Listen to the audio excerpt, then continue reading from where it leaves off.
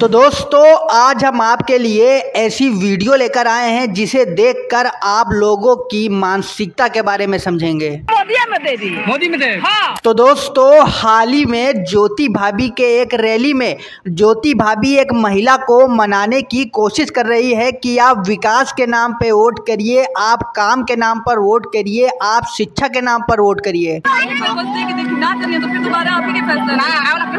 आप एक बार मौका दीजिए। अरे नेता बन के नहीं कहना, वो बेटा बन के बस आशीर्वाद नहीं कर रही है। बेटा आवन नेता ना आवन।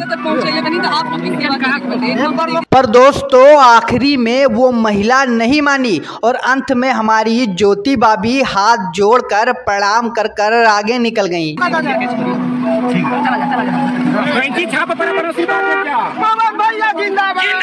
पर दोस्तों ये जो महिला थी वो मोदी जी को बार बार वोट देने की बात कर रही थी।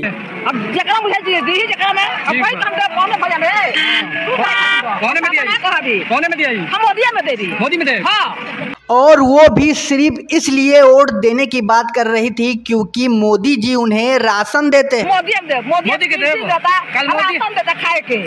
तो दोस्तों इस वीडियो को देखकर आप समझ चुके होंगे कि लोगों को शिक्षा की कितनी ज़रूरत है।